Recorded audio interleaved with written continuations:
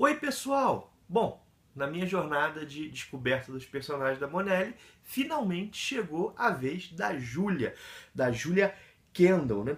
Curiosamente, a revista da Julia, J. Kendall, As Aventuras de uma Criminóloga, foi a primeira revista da Monelli que eu comprei. Alguns anos atrás, a revista estava para ser cancelada e fizeram uma campanha para salvar a revista. O Universo HQ, o site do Sidney Guzman lá, encampou essa campanha. E eu lembro que eu comprei 3 números para ajudar. E assim, esses números foram para minha pilha de futuras leituras e leituras que não se realizavam nunca, né? Bom, eu sempre via o material sendo muito elogiado, mas nunca pegava para ler, né? O meu interesse pela Júlia começou a mudar por causa da coleção Tex Gold, né? Desse meu começo da minha leitura de Tex, assim, e o meu início de caminho com a Bonelli, assim, né? Na Black Friday do ano passado, eu comprei 5 números da revista da Júlia, né? Da J. Kendall. O número 106, 107, 108, 109 e 110. Eu comprei essas edições a esmo. Não comprei porque tinha alguma história icônica. Na verdade, nem sabia se tinha alguma história clássica, assim. Não procurei me informar. Comprei essas revistas a esmo, assim, né? E essa revista da Júlia, essa daqui, ó, ela é uma, só para informar, né? Ela é uma revista bimestral. Só que nessa revista bimestral saem 2 mensais italianas, se eu entendi bem, né? Tanto que aqui nós temos, ó, na revista número 106, nós temos a 106 e a 107 da Itália. Uma coisa que é interessante é que o nome da revista é J. Kendall, Aventuras de uma Criminóloga. O nome da personagem é Júlia. Pelo visto, pelo que eu fui ver, a Mitos ia lançar com esse nome, Júlia, né? Só que Júlia já é um nome que no mercado brasileiro está ligado àqueles romances que, pelo menos na banca que eu frequento, são compradas por pessoas da terceira idade, já tem um público voltado, né? Então a editora que lança esses romances implicou um pouco e aí a Mitos adotou esse nome, J. Kendall, As Aventuras de uma Criminóloga. Vamos lá, eu li as edições 106 e 107, ou seja, 4 histórias da Júlia. E são as impressões sobre essas histórias que eu vou comentar. Vamos lá, a primeira coisa que eu quero dizer é que é o seguinte, a Júlia é uma personagem muito bem construída. Ela possui camadas. E assim, numa época que se fala tanto sobre a necessidade de mais personagens femininas, é uma pena que ela não seja conhecida, não seja mais conhecida, né? Vamos lá, quem é a Júlia? Ela é uma professora universitária, doutora em criminologia, que frequentemente presta assessoria à polícia na resolução de casos, né? Mas ela não é só isso. Ela tem suas demandas afetivas, ela tem suas tensões, por exemplo, uma das histórias que eu li em relação à maternidade, suas apreensões em relação ao futuro, a sua relação com a perda dos pais muito jovem. Ou seja, e além disso, ela é uma mulher bonita, né? Ela é a cara da atriz Audrey Hepburn. Mas assim, ela não é desenhada de forma a ser provocante. Acho que uma boa palavra para usar para pensar e para definir a Júlia é normalidade. E é o fato dela ser normal, né, que a torna uma personagem incrível, uma personagem muito bem construída. Né? O segundo ponto que eu quero comentar é que, pelo menos nessas 4 histórias que eu li, os roteiros são muito inteligentes e variados. Né? Eu tinha receio. Bom, a Júlia é uma história policial, vamos colocar assim. E eu tinha receio de que as tramas fossem repetitivas, o que não é o caso, pelo menos essas que eu li. Todas as 4 histórias elas foram escritas pelo mesmo escritor, né, pelo Giancarlo Berardi, que é o criador da personagem. E só que ele foi sempre auxiliado por alguém. Eu imagino que ele tenha feito, sei lá, o argumento, os outros tenham feito o roteiro, varia os auxiliares dele, né?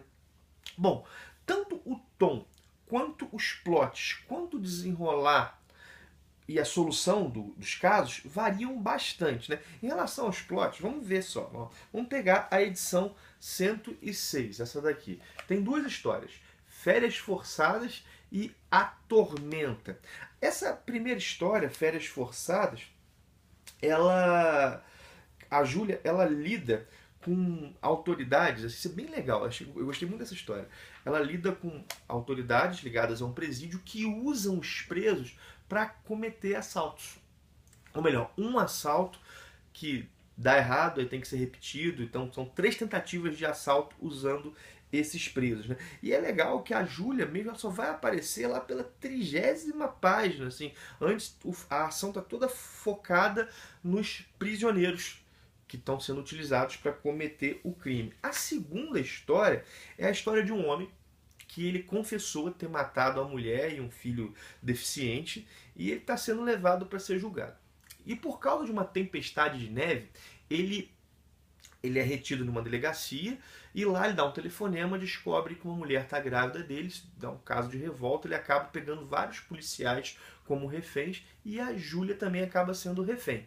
Cara, e aí ele tem que lidar com isso, né? E tem o caso dele com os reféns e a Júlia tem que lidar com essa situação. Mas é interessante por que esse cara de repente mudou assim, né? O que está ligado a ele confessar que a mulher confessar o assassinato da mulher e do filho. É uma história completamente diferente da primeira. Já no número 107, a Júlia tem que proteger uma criança que foi, em princípio, viu os pais adotivos serem mortos. O nome da história é Testemunha Infantil.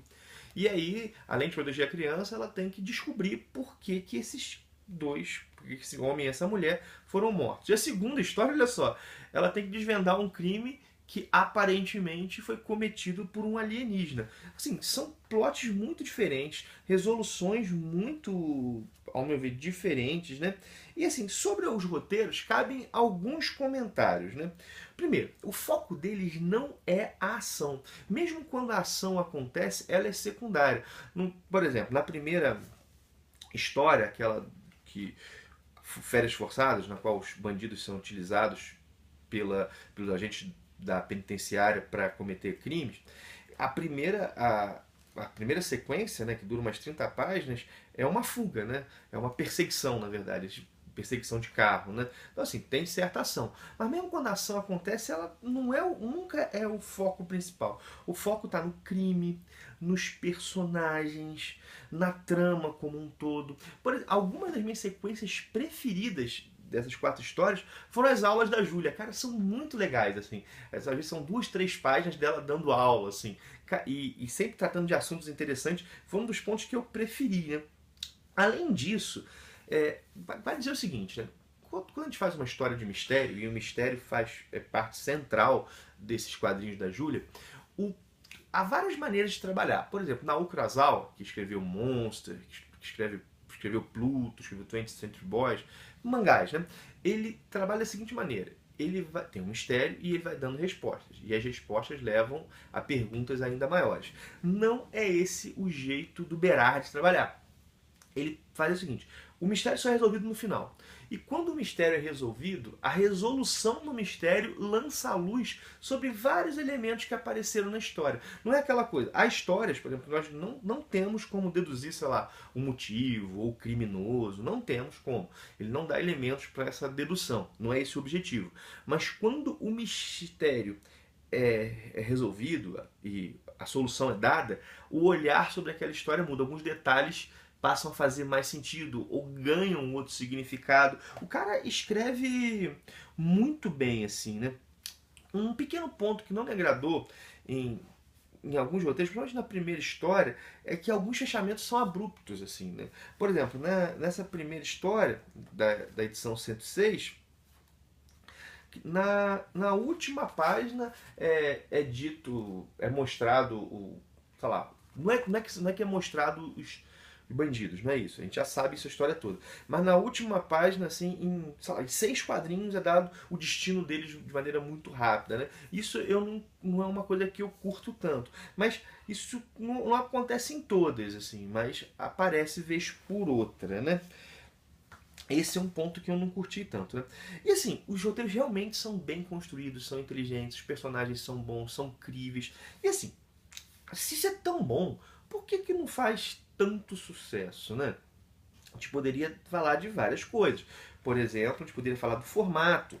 Cara, o formatinho que realmente a gente olha isso na banca não é tão atrativo, né? Pequenininho, papel jornal. A gente poderia falar sobre isso, né? A gente poderia, sei lá, falar de outras coisas. Eu quero chamar a atenção para um detalhe que talvez passe desapercebido, né? O roteiro da Júlia, das revistas das histórias dela, são construídos de uma maneira diferente do que, por exemplo, um público mais jovem está acostumado. Pensem nas séries televisivas, por exemplo. No final de cada capítulo, nós temos um gancho, às vezes um cliffhanger, né? Aquela situação que o personagem está no limite, você fica, caramba, como é que isso vai ser resolvido, né? Esse cliffhanger dá ansiedade para o próximo episódio, né? Os capítulos de um livro como Harry Potter são estruturados mais ou menos da mesma maneira. As histórias de mensagens de super-herói também. Com a Júlia não é assim. Primeiro que praticamente toda edição tem história completa, né? Na verdade tem 2 histórias completas, mas não apenas isso, né? Esse recurso do cliffhanger não é o que o Berardi usa tanto, pelo menos aqui, né? O que ele parece gostar de fazer é progressivamente dando elementos da situação e montando uma situação que você vai, caramba, né? Como é que isso tem camadas, como é que isso é complexo, né? Isso torna a história chata? De modo algum. Pelo menos ao meu ver, não, né? Como eu falei várias vezes no vídeo, é muito bem escrito, mas segue um outro caminho para contar a história, né? E não é o caminho que boa parte das histórias do mainstream seguem. O seguinte, um colega meu que é professor de literatura, ele falando sobre livros, ele falou que há 2 tipos de livros. Primeiro é aquele que te deixa ansioso pela próxima página. E esses, por exemplo, Harry Potter, que eu citei aqui, é assim. E há aqueles que, na verdade, te fazem não querer sair da página. Ele é tão bem escrito que você, cara, quer olhar, quer pensar um pouco aquilo.